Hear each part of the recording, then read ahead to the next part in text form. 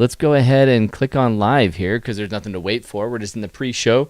I'm going to change my shirt. I'm going to change my hat. I'm going to go blue, Photog Adventures. Or should I go wig tonight? You know, we're doing AI, so I'm going to artificially intelligence my head and bring my hair back. Cool, let's go ahead and get rid of that audio. Sweet, okay, and I won't forget your chairs, Kathy says. Oh, yeah, we are so close to our Death Valley workshop. Awesome. In fact, there's one more spot left if you guys want to join us in Death Valley in 2 weeks. We are going to be there on the 20th of February.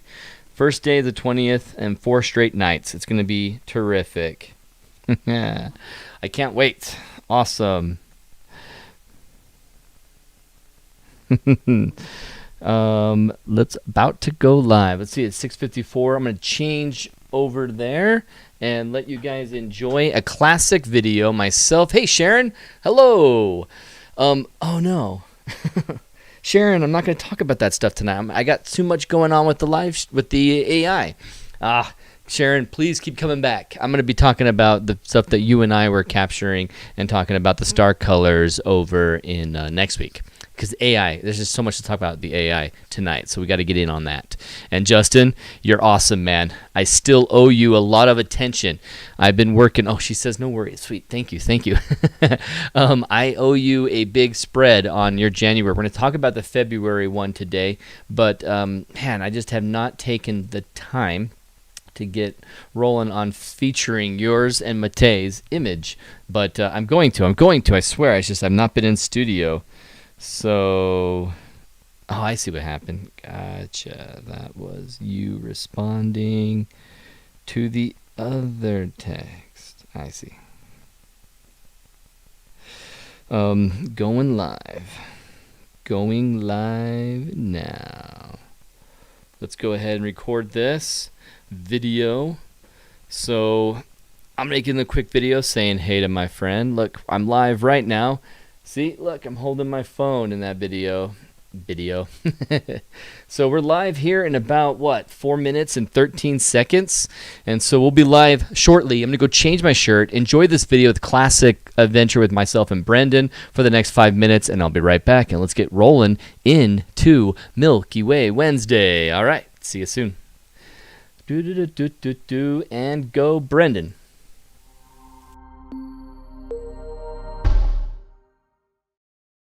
So my hair's a mess, and I'm tired.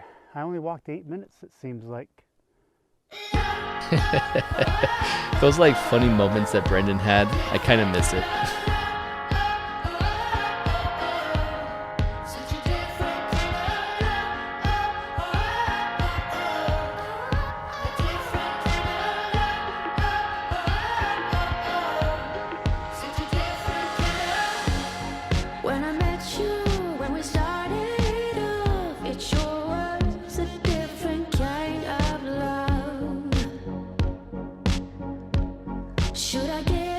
Should I get up and run? Stop dead right before it had begun. I was the morning dove, and you were the hope chasing me through the air. You loved like you didn't care. Different kind, a different kind of love.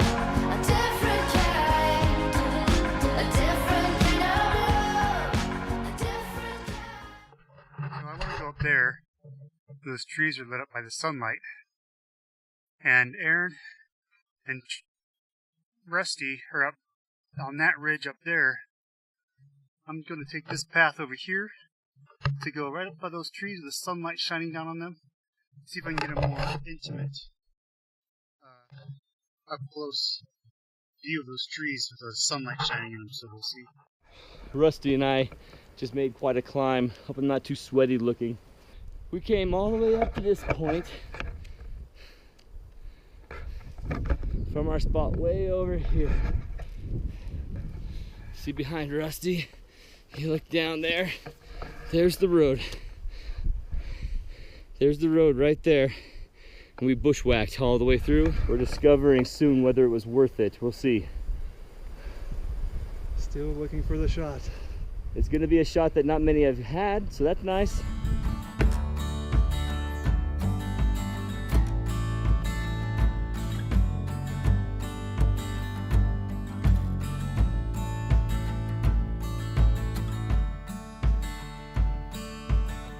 Under the palm trees in the California sun, sand underneath our feet, the morning's just begun. I don't remember much from the night before, just from that human touch. And now I want An opportunity for an intimate landscape. It's right up against a red rock, lots of white mineral runoff from when waters come through here. And then this tiny sapling has the greenest, bluest needles, and it's just so cool.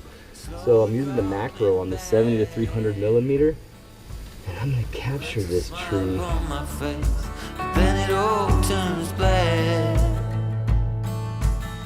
Something about tonight, now it's gonna be. Okay, we'll return to our maze of getting out of here. And now my mind is a mess, my heart is pounding fast. Oh, I wish that you could stay.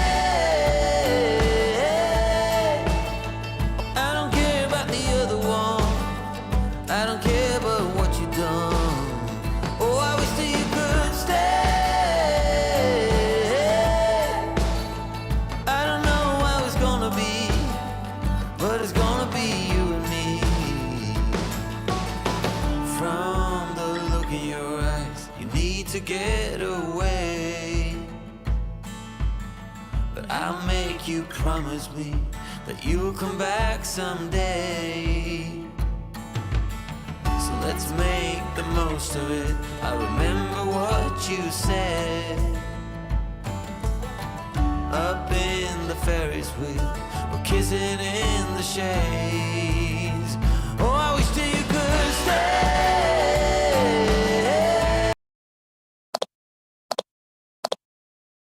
Let's get going.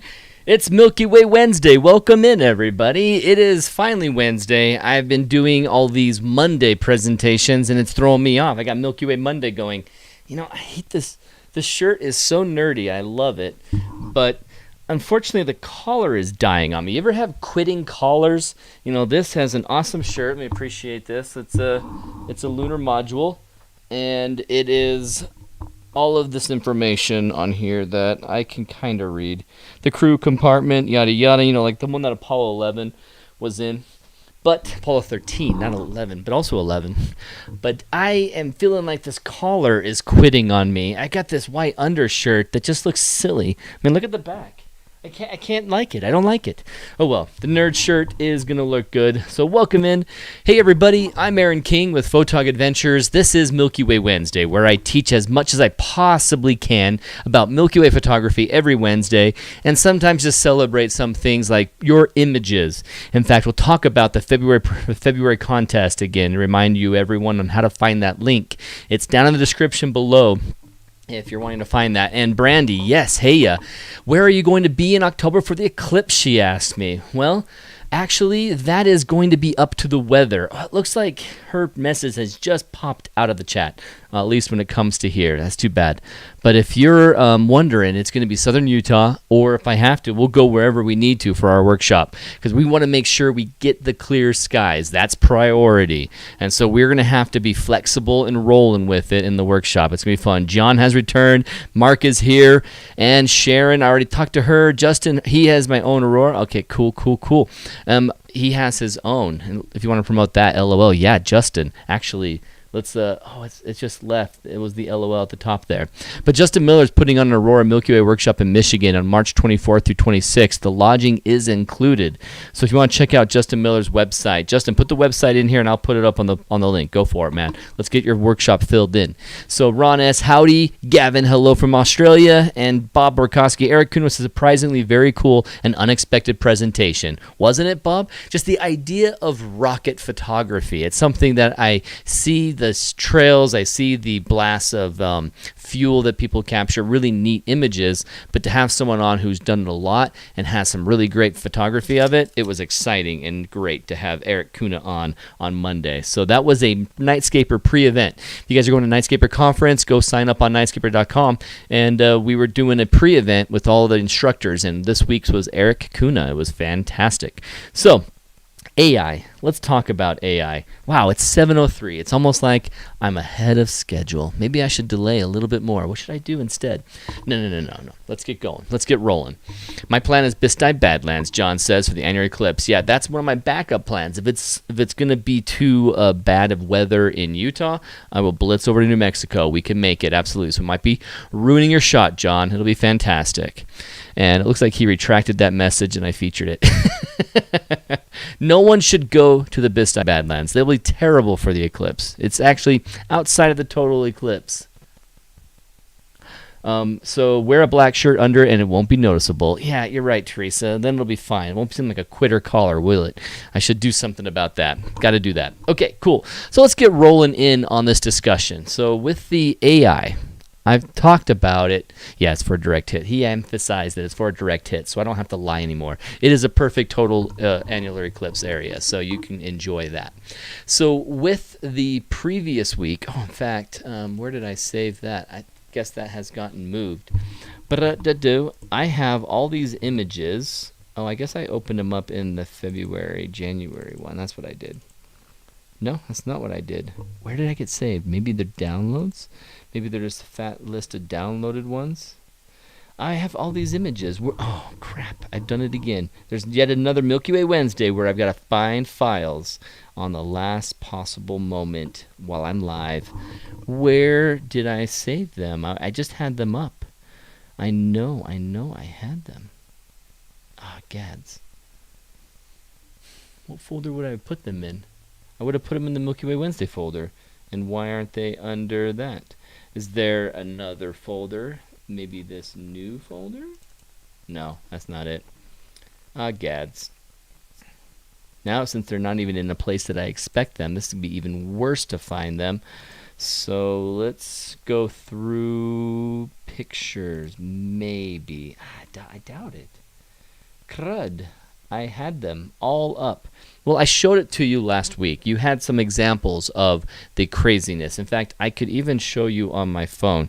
Let's see if it should still be broadcasting. Let me go ahead and put myself on Do Not Disturb. Oh, wow, it did turn off. That's too bad. I shouldn't have disconnected. So I want to show my phone because I can show all of them on here that way. You sure you don't have them somewhere in here? Yeah, I really don't. Yep, going to be hard to find. All right, 1371, sharing my screen again. Cool. And then let's get into it because this is the options of AI, what you can expect with the AI, and I'm going to go through several scenarios for you. It's quite interesting what AI can do to existing images, making variations on them, and what it will do with prompts and how it will handle. Let me go into my photos and make sure I am on them before I come in because I have tons of photos sent, and it'll just be distracting if I have to, sort through all of that before I pull it up. So, almost there. I swear I'm almost there. Yeah. Okay, cool. So as I was showing you last week, I was showing you that this is a feature. That's too bad. iPhone full. Let's recover this. Looks like I need to say this again and done. Cool. There we are. So this was an image that I submitted in for a certain type of AI. And the certain type of AI was this app right here, the AI art at the bottom here. You can see it if I hover over it like that. This is the AI app that created these images. And the way that the AI handled it is that it took this prompt. Well, basically, it's not even a prompt. It realistically is just simply, it took this frame, and I need to crop out a little bit more. Looks like I'm cropping in too much. All right, sweet. So there, this image was translated into a different type of art in this next one. and you see various examples of where I have changed the art. And okay, what? That's interesting. It's actually giving me a different size. That's cool. I mean, I like that it's doing that, but usually when it's my iPhone, it just stays the size of my iPhone screen. But I like that it's filling in the space. So if I look at all the art this way, okay, yeah, nothing's getting cropped off. That's good. That's good. So looking at how it takes that first image and then creates some other variants of it. That is the type of AI art that you might get on this app. You might go for something and tell it a prompt, or you might give it a picture and have it create a variant of it. And some can look really neat. In fact, I kind of like this one with the woman, almost like this interesting African art. Very interesting style with the Milky Way, looking up and appreciating it. I really love this one. We were showing it last week and talking about how it was a little bit like Tales from the Loop. It was that kind of vibe. And just really neat stuff that it can come up with. So you go into the AI art, and the way that it simply works, that's interesting. Oh, I see what's happening. Yeah. See, that's beyond the window. And that stretched out with those images, but oh, it's also not just that. It's because this is showing the background. Okay, cool. So here's just the app. And you can see, let me stretch this out a tad. It's distracting. The window behind it just had a little bit of space and it was bugging me. So looking at this, you have your artwork. So for instance, you put an input image. And for some reason, these are, oh man, this is not showing them. See, it never shows them in the order that I want them to be. It's kind of crazy. It's weird. Let me go ahead and pull up the image so you guys don't have to get sick as I'm going through all of this. Because they don't sort in the order that you have your images. And so now I have to scroll through this like crazy, and then I get too far down, it actually might not even be a Milky Way picture that I picked. It's got this really bad handling of the folder structure, and so it's probably going to be too impossible. I just posted in a bunch of duplicate images, hoping that they'd be at the top, and they're not ending up at the top. What if I click on this? No, that's still that one. And that's still that one. Okay, that is not going to help at all. Well, maybe I can pull up this one. If this one works, yeah, we'll use this one. Okay, so I have this prompt, and I'm going to show it to you now. And with this AI, it looks at this picture down below, and I have an input image. And then I can change some things. I can say, let's just keep it this, let's say Milky Way Galactic Core. And you got to be very specific.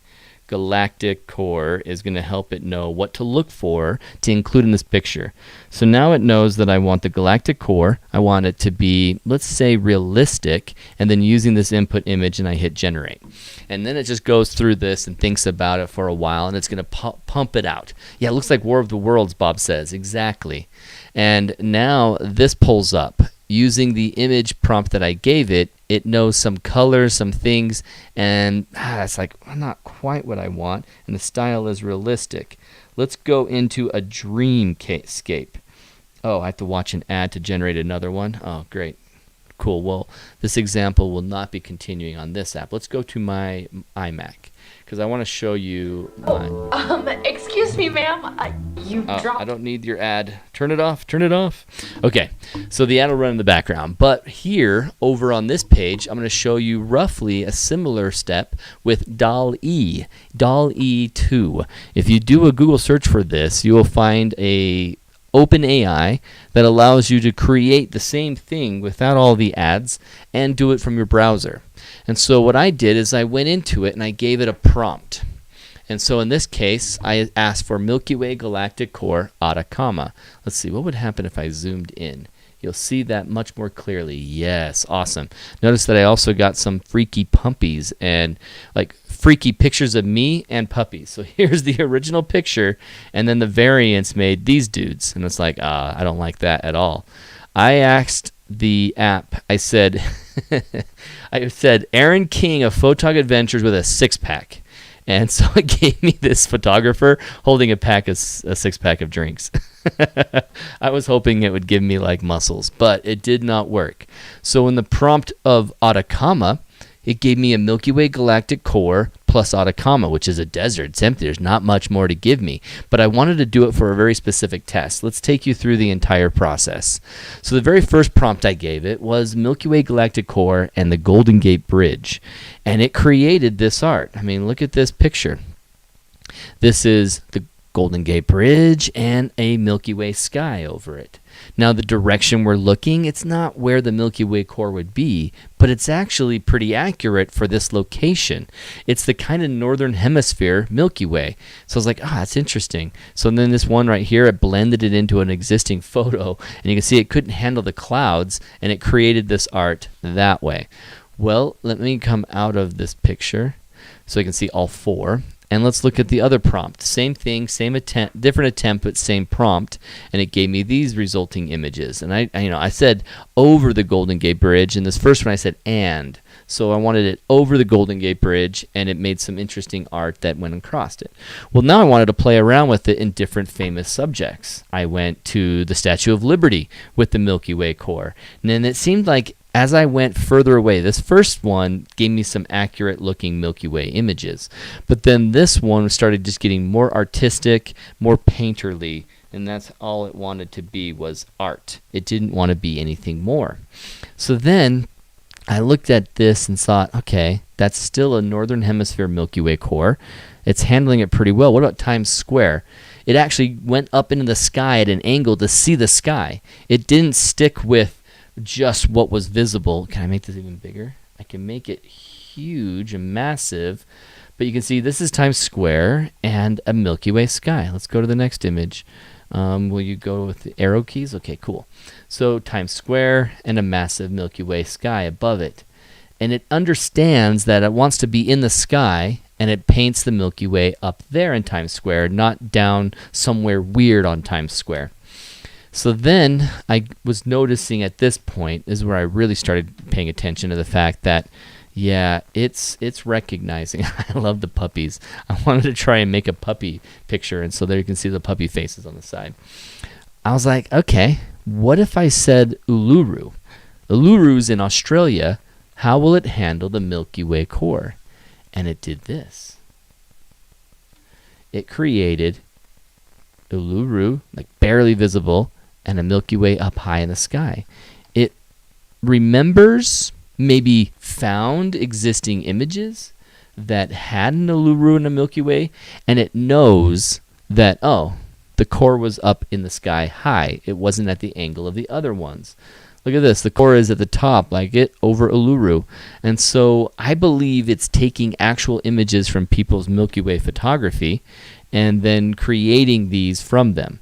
And so when you try to do an AI-generated prompt, it's not necessarily going to create it from scratch as much as it is going to probably steal from existing images out there with Uluru plus Milky Way. So I believe it's Google searching, finding them, and that's what's making it be accurate to where the position of the Milky Way is. Now, this one, it flipped it. This is correct, and this is flipped. So you can see that two images ended up being incorrect for the southern hemisphere, but then two were correct. And it's interesting, when I continued that challenge and went back into Eiffel Tower, it gave me what a northern hemisphere at this latitude line would actually see of a Milky Way with the Eiffel Tower. And I tried another prompt. I said realistic, and with realistic it went worse. It went more painterly, like the Eiffel Tower itself is painted and the Milky Way is more or less paint, and so realistic didn't help it become more realistic in this case. But we can try some things. Like I would want to try some of these prompts with you guys. Go out here, hit escape. That's what I needed to do, right? Okay, cool. So then I went for another southern hemisphere one, and I chose middle hemisphere basically with Chichen Itza. Chichen Itza is possible. In fact, I've recently been looking at Chichen Itza for a workshop to do a Milky Way workshop in Chichen Itza. and I was checking to see how the Milky Way looks above Chichen Itza because it's in an area in the Yucatan Peninsula that has low light pollution. And it is like this, where the Milky Way itself is up higher in the sky, but the northern hemisphere doesn't block it off. It's not like me here in the northern hemisphere where it blocks off the core on the right. You actually can see the jewel of the Milky Way. So it's kind of like a southern Milky Way, a southern hemisphere Milky Way, where it's high in the sky and you can see both sides of the core. But what happens there in Chichen Itza is that it hasn't fully gone south to the southern hemisphere yet, and so you end up with the Milky Way facing the direction that we're all familiar with, but higher in the sky. So you can see more of it than you've ever seen up here in North America. Excuse me. I was going to sneeze. And you actually end up seeing it in the same position that you're familiar with. It's not upside down. It's like the Roa Fuki's up here. I mean, look at that. It includes the Roa Fuki in all of these images, which makes me think it's actually using its real images and then painting a version of those real images. It's not just figuring it out off of AI. It really has some prompts. And like I showed you, Atacama. So for instance, Milky Way galactic core and. Someone give me an and. Let's get an example of what we can expect here, and we'll play around with this a little. It's only 7:19, so we're just getting started in this, and so hopefully we can have some fun with a prompt that you guys provide me. So where would be a place that you'd like to see the Milky Way? And then we can double check to see how accurate it is to that area. And while you're doing that, I'm going to show you guys again this, DALL-E 2. This app is the interesting one, and for generating stuff, having the AI created entirely with just a word prompt. But then this one, NVIDIA Canvas, that we're going to go into and actually play together with, is simple brushstrokes painting a reality. So you just kind of play around with it. We're going to go into that program here later, like this brushstroke. And it put in some clouds. Let's put some clouds over here, put some clouds down here, and it's generating my image as I'm painting. So what prompt did I get? Mount Baker. Let's see if it even knows Mount Baker. And so while that loads, I'll look at the other options. Mount Baker. So it's going to take a second for it to load. My plan, blah, blah, blah. I could tell a difference of how much more sky you could see in Maui. So when you were in Maui, you went further south enough that you started seeing some more of that Milky Way band. And it's so cool how it moves in the sky. In fact, I can open up Stellarium right now and show off what I'm talking about real fast. Mount Baker. Is this accurate? Is this the Mount Baker you'd expect, Teresa Rice? Look at that. It looks like it's consistent in each image on what the mountain looks like, roughly. And it's got that vertical Milky Way. So I'm assuming that it knows from pictures that people have provided on Google that a vertical Milky Way was common there. So for instance, if I search Milky Way over Mount Baker, let's see in Google if we can find the matching images that it roughly stole from. So let's pull this over here and then pull this one over here, and here's our images against the sky. For instance, look at this one and this one. It skips on the other hump of Mount Baker. Oh, Mount Baker. I've seen this. I think I have. This right here looks a lot like the image here. And yeah, more this one. More this one seems to match because you can just see what they're pulling out and exposing for. It feels like they took us. You even see a magenta line right there, and they've repeated the magenta line right there. And where the bright stars are, it's repeating that as well. It's keeping it. So I can tell that it's got to be using these actual images from Google and then repainting them. So the Great Pyramids, that's a great prompt. Let's let that prompt run while we look at the Stellarium. So Milky Way core and the Great Pyramids. And so we're going to generate that. So let's go over to Stellarium. So looking at Stellarium here in a second, it'll take a moment. Okay, cool. Hey, Stellarium. So now I'm going to look at no light pollution. And let's look at some time. Let's move the clock over and go later in the night, in the morning. Cool. So there's the core. There's the core from my area in Provo at this time of night. In fact, let's go forward and just enjoy what it shows here. If I change my location, though, yeah, don't select an actual star. Oh, I keep selecting one. Finally, I missed one. Let's go for my location window and watch what happens with the core. In fact, I'm going to move it down here. So when I click in a different location, southern, the core moves up. When I go up, the core moves down, like you'd expect. In Canada, the core is going to be very difficult to see. Let's say Yellowknife. When you're in Yellowknife, let's close this, and you go through the year. Let's go into May. The core is visible vertical, and looks like that's going into the daytime. So the core might not ever even clear the horizon in Yellowknife because it's so low. Let's go back to the location window, and let's go further south. Let's get this out of the way. Coming back to what I see in Utah, going down further, and then Yucatan Peninsula, you can see how, wow, that's way high up there. This is a portion of the Milky Way that I've honestly have never seen. I have never seen that. It's always below my horizon or on my horizon. I've not been in the southern hemisphere, and I haven't gone anywhere further south than the United States in, like California. And so this is so different. And as you're watching this Milky Way change, watch as I go further south. Now, what we call upside down is not really upside down. It's just that's where it turns. That's where it angles. And so as we go further south, we get this band, and we get the Milky Way setting on the horizon flat like that. So you see how it rotates in the night sky. Boo! In fact, I'm just going to do this and show it to you. So this is every time of the day, but this exact way the Milky Way moves all year long. It never changes on looking any different than this. It just depends on what part of the night, what part of the year that you see it during the dark part of the night. So when you see it up at this position, sometimes, some months, but other months you won't. For instance, let's go forward into summer. Actually, it's moving because I'm changing the months too. So it's doing the same motion just based on me changing the months. Now I'm in 2025. So you can see how that Milky Way has fully changed the further south we go and show way more. And that Yucatan Peninsula is accurate to have that Milky Way up higher in the sky. Let's go into the nighttime. Oh, I'm changing the month again. Let's go in the nighttime. I want to go in March, and on the 20th, no, the 16th. I'll be on one of the 16th, and then 2024. And so we look at this. Let's kill that. Let's look to the southeast, and let's go through the day, and then let the night come. And then this is how the Milky Way rises. Wow, I've never seen it like that, where it comes up a little bit on the right first and then starts showing it towards the galactic core. And then now it's totally vertical, or totally horizontal and parallel with the horizon practically. And that Milky Way is all up there. So that panel would be kind of crazy.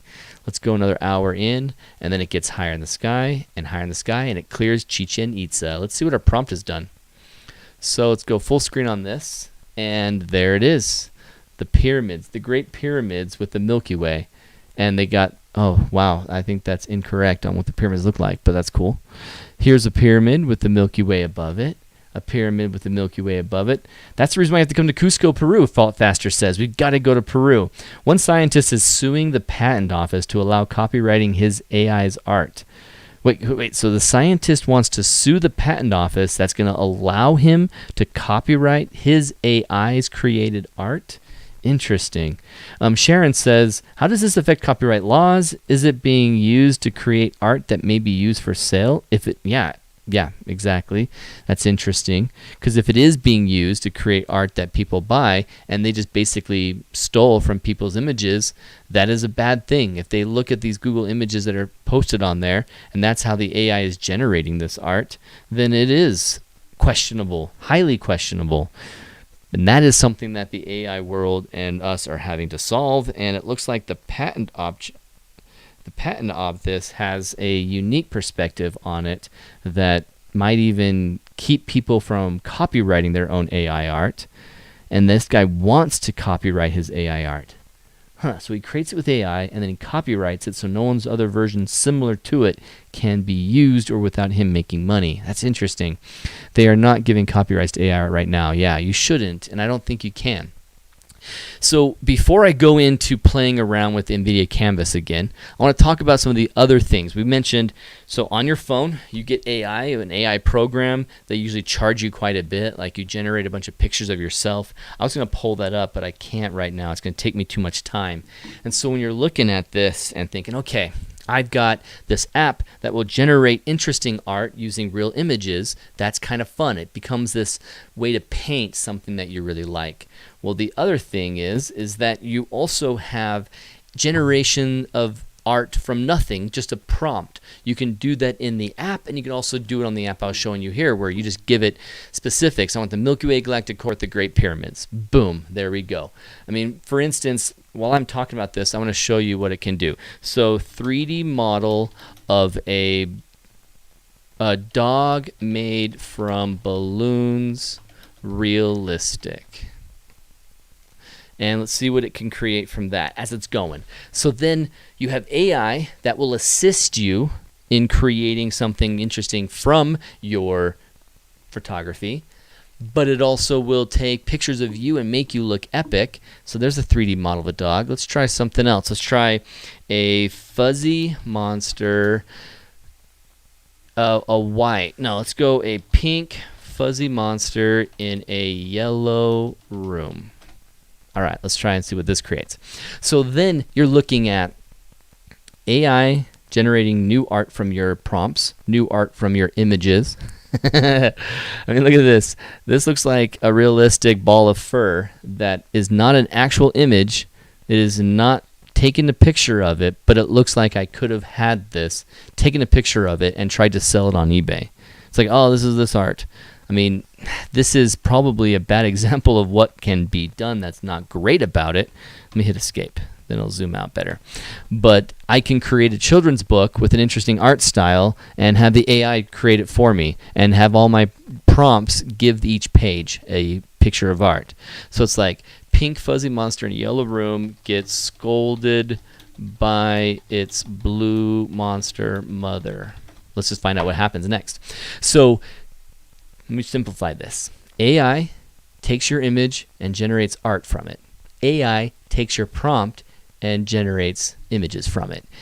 AI can also create realistic looking art, which we're going to show in the NVIDIA Canvas, as well as help in a beneficial way with our images. Wow, okay. That turned out actually pretty well. The mother looks pretty concerned too. So this monster mother is freaky. But this one looks like, I told you 1,000 times, blah, blah, blah, blah, blah. And then this one looks sad. It's just, what have you done? What have you done?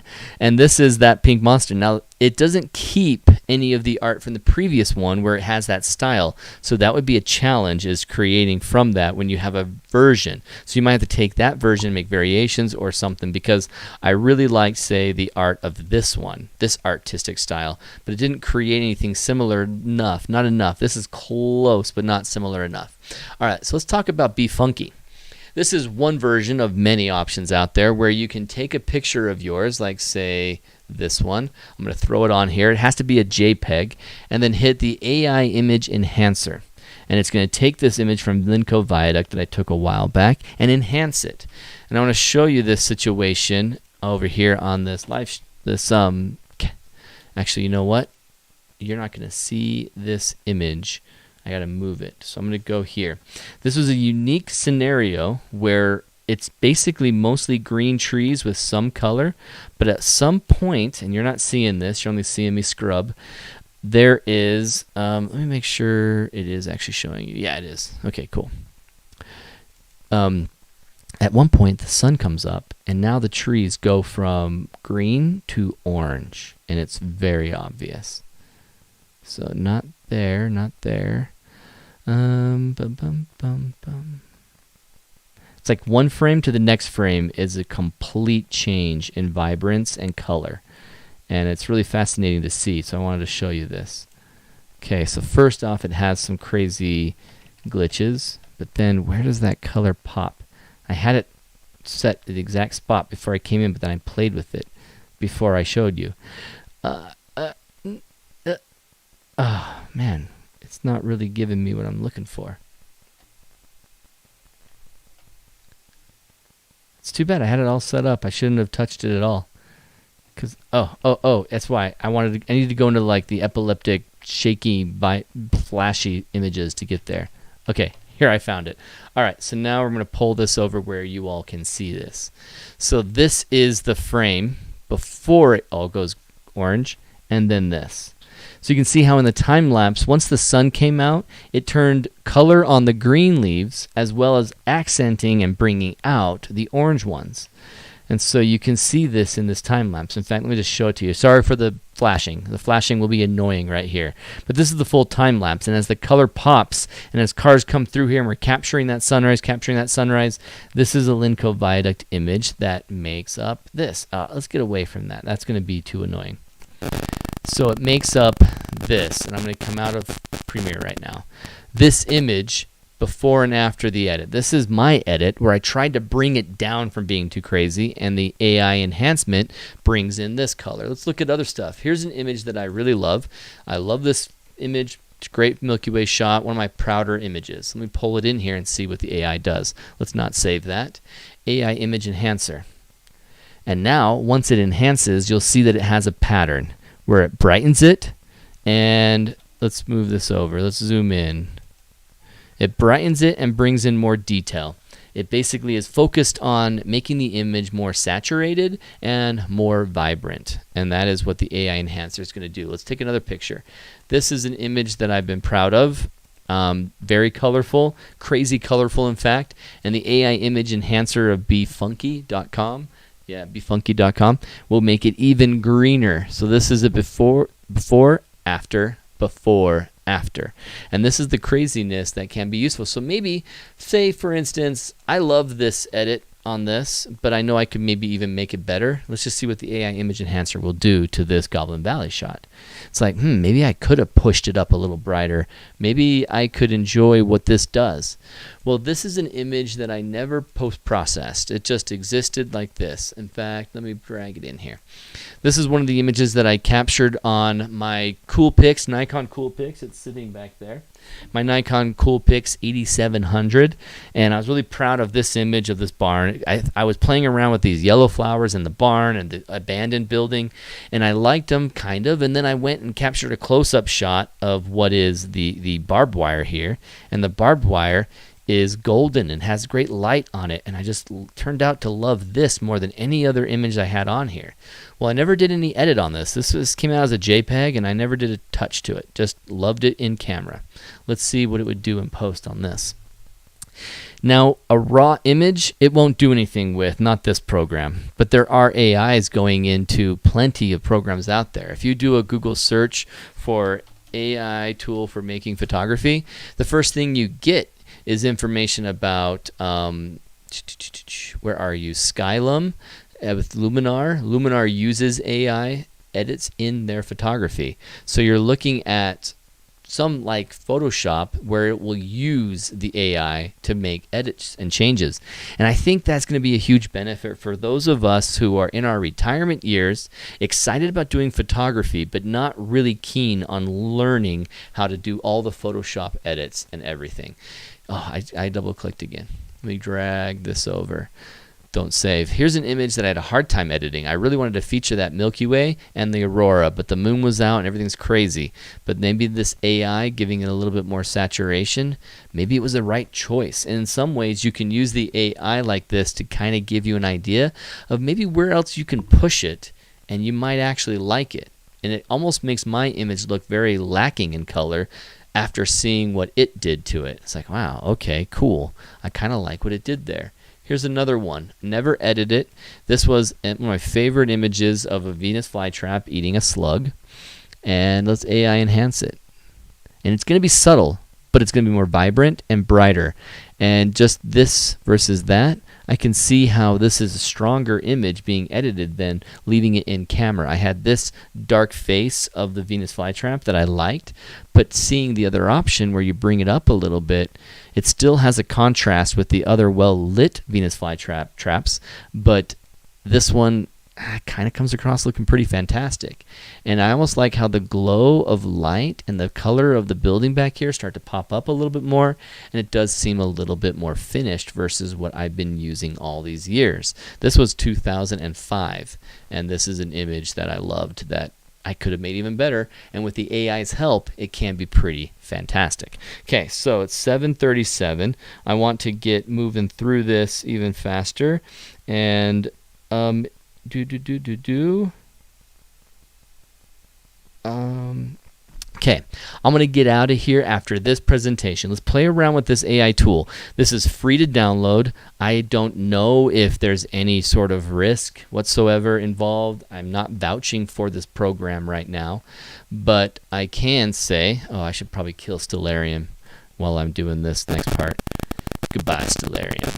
All right, cool. I can say that it's really fantastic so far, and almost too fantastic.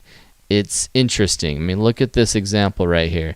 They squiggled some lines and created this scene. And we're going to play around with that right now. So here it is. This is the app, and I am going to minimize it so you can see all the tools in here. And let me move this over to our screen right here. In fact, yeah, perfect. So now, when you look up into this, you can see materials. Like right now I'm painting clouds. Like wherever I paint a squiggle, that's going to put a cloud. But let's put in some terrain. And it's like materials. Is it going to be a mountain right there?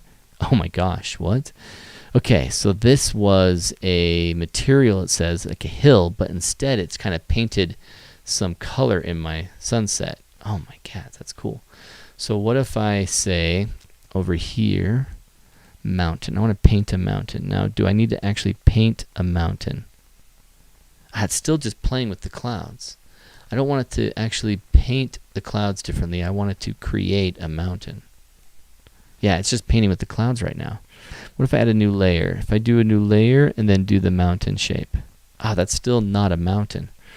Let's do this. One of these styles that you can choose is delicate arch, and it's like a starry sky. So if I do this shape, what does it create? If I go this shape. Let's do a completely brand new one. Let's discard all changes. Let's go into this style and the variation.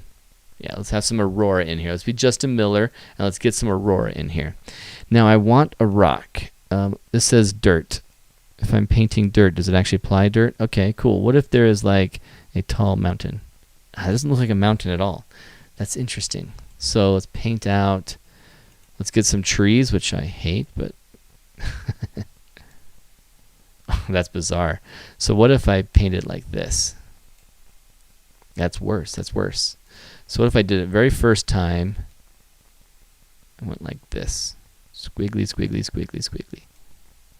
Wow, it really does look like a tree. And if I want to make this tree even bigger, can I just do that? Okay, cool. What if I want a branch that goes off that way? And let's paint over there. Okay, now it starts to look weird.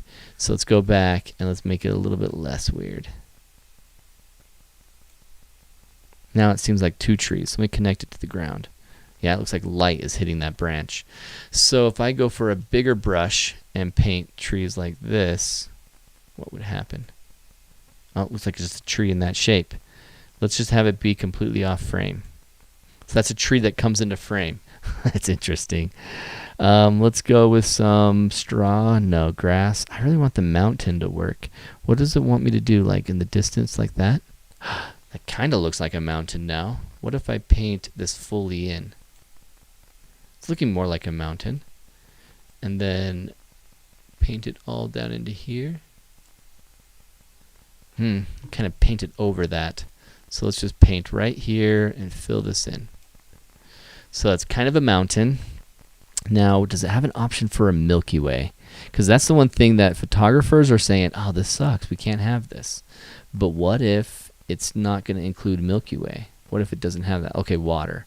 Let's paint a water right here. Oh, it's starting to reflect what's up above. Will it actually reflect the mountain, though? Because it's not reflecting the mountain.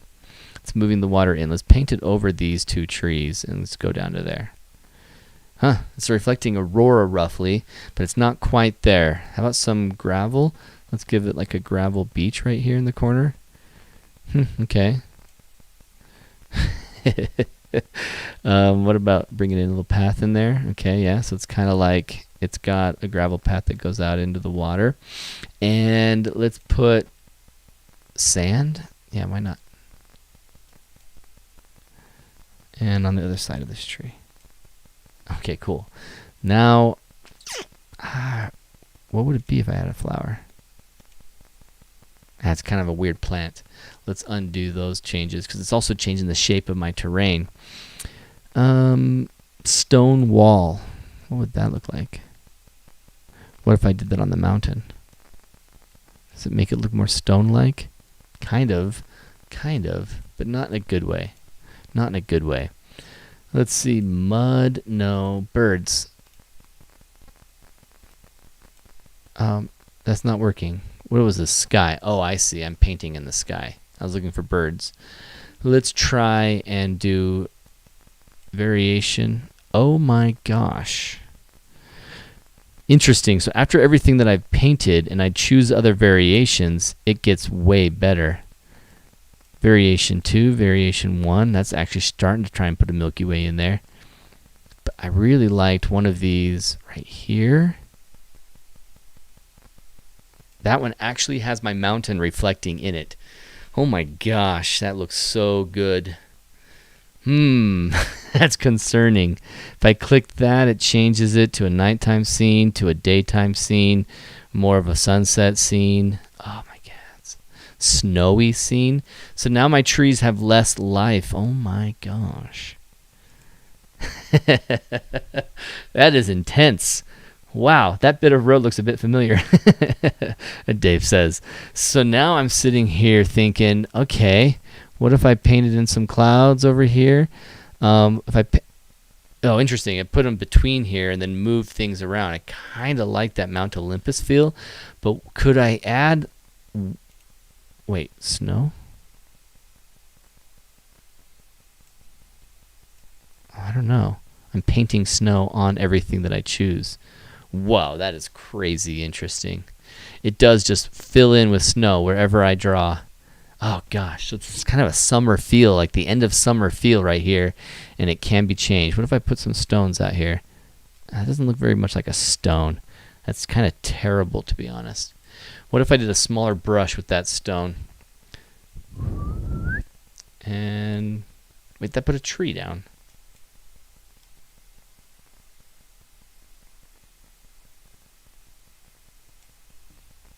I don't know what it was thinking and how it worked with that, but it's interesting how that comes about. When I look at this, I wanted to see how well we could create a Milky Way image, and the options up here doesn't include currently a Milky Way sky. It just says sky. And sky what? Can I change that?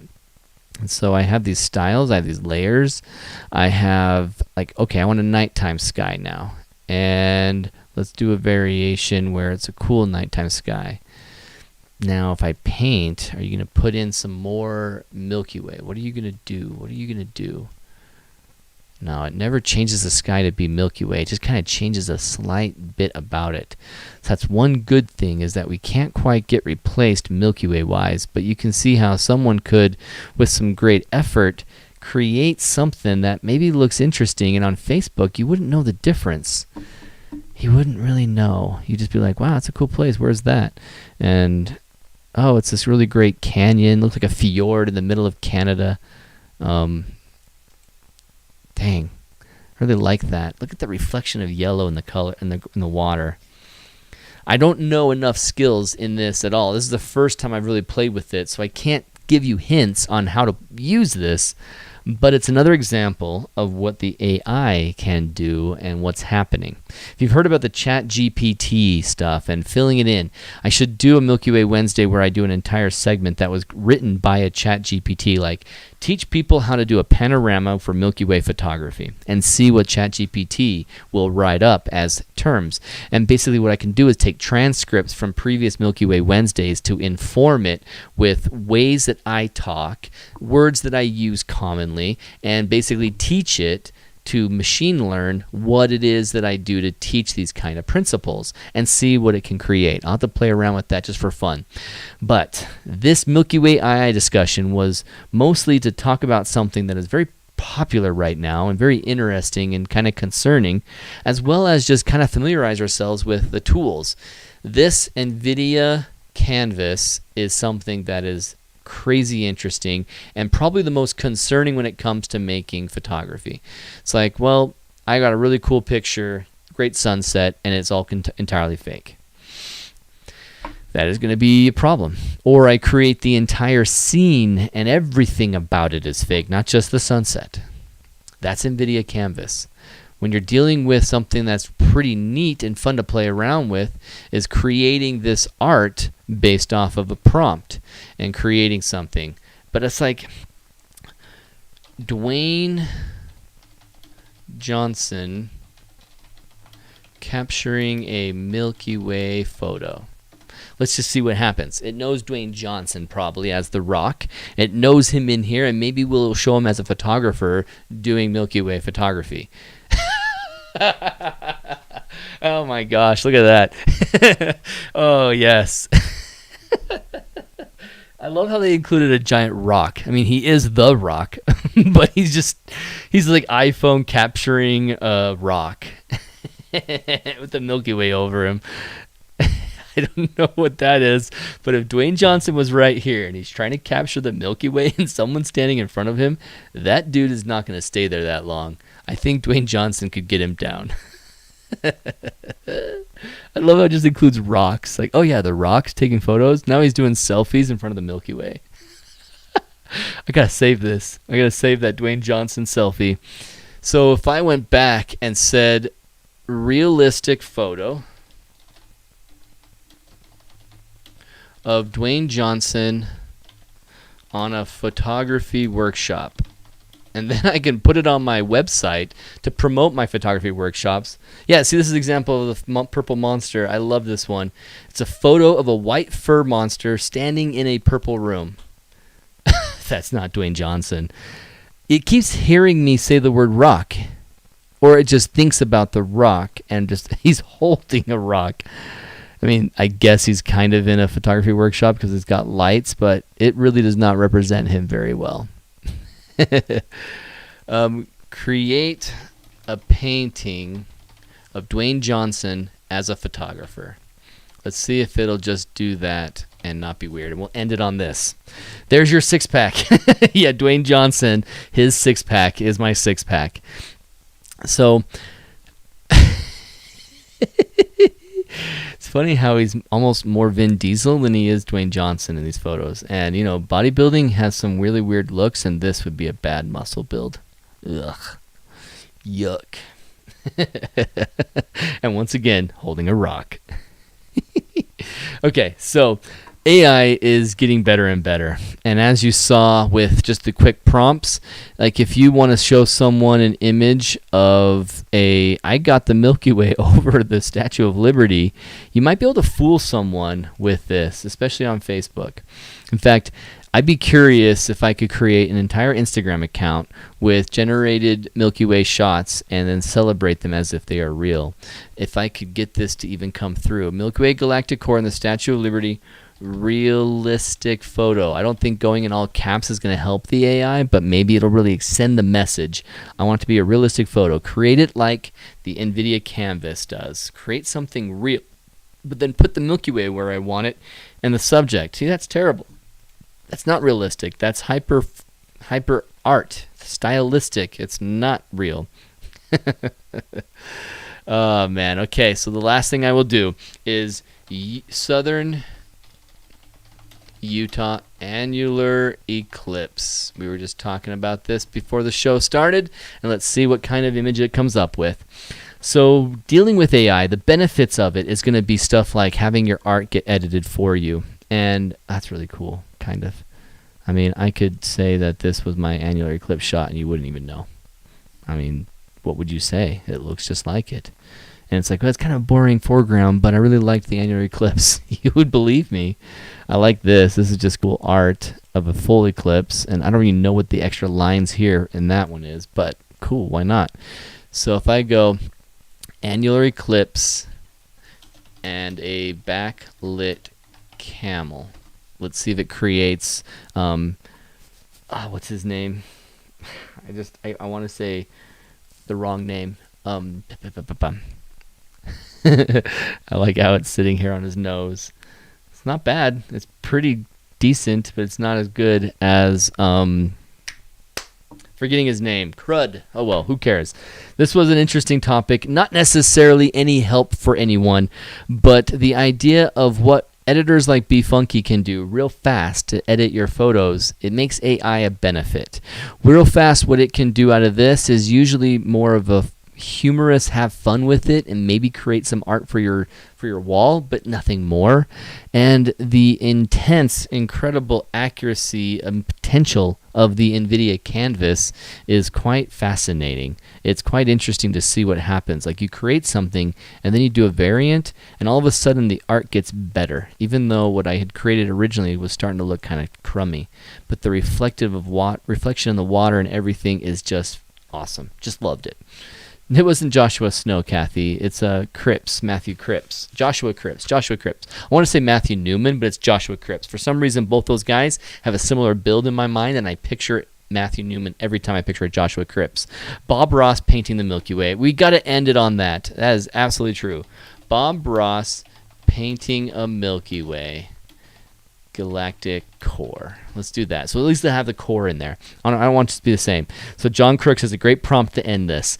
So thanks for hanging out with me on Milky Way Wednesday. We're looks like Albert Einstein painting the Milky Way right here, but I like this one. It's a giant paintbrush that's not in his hand, but it does have a Milky Way included with the guy with the afro. I like that. There it is. That's the picture. That's the one. That's Bob Ross painting a Milky Way. Awesome. So thanks, guys, for hanging out with me tonight. This was a topic that I wanted to play around with. I know it's kind of crazy. It wasn't really helpful for you to learn Milky Way photography tonight with this. But before we leave, I should remind you about the February Milky Way Photo Challenge. So I've put the rules on here so that you can see in the main page that the rules for February has two requirements: panorama and light. And the light can be light pollution. It can be low-level light. You and your headlamp. It can be the stars reflecting light in a pool of water. Anything that includes a panorama and light. So have fun with it. Be creative. Use steel wool maybe. Do an Eric Pare, kind of like Eric Pare. Eric Pare? Pare. Eric Pare. Has an accent on the E, and I can't remember how you say the pear part. Pare? Pare? That, with tube lighting, could be a cool shot. Anything you want, just even if it's just like city lights with the Milky Way panorama, do something with light plus panorama, and that is the challenge. This one was the winner in 2019, a capture by Neil Zingel, where in February he won it with this Milky Way panel with low-level light down below. Now, in this case, we just wanted a cool February shot, but I'm adding the low-level lighting or some light feature in your shot so you can have some fun with a torch, have some fun with a selfie, anything that you can with a panorama and yourself, and something with light in the shot. Have some fun with that. The link is in the description down below. You can see how we're talking here. You click on this gray thing, and you can see here's the submit the photo. Click on that link. It'll open you right up into the February Milky Way Challenge and submit your image. So hopefully we'll get some more submissions this. Oh, I got one person in here, but I don't have a photo submitted. Okay, cool. Is that faster? No. That is faster. Hey, awesome. So if you go in and submit things, I'll be giving a Milky Way Wednesday on March 1st, celebrating the winner of the February one. So come join me, come out with that, and we'll be back here for Milky Way Wednesday next Wednesday. But then after that, I am gone for the workshop at Death Valley. So I'm here Wednesday the 15th, and then I'm gone all the way through till March 1st. So there won't be a Milky Way Wednesday on the 22nd of February. All right? Okay, cool. Thanks everyone for hanging out with me. Hope you have a great night. I will see you next Monday or on Wednesday when you come back for another live stream. And I'm going to be putting out some videos on my channel that are not live, that are going to have a bunch of the tips that I've been giving, but they'll be very isolated tips and quick hits. So I hope you'll come back and watch them. And if you haven't subscribed to the channel, please hit subscribe. So have a great night, and I will see you all later. Have a good one. Bye.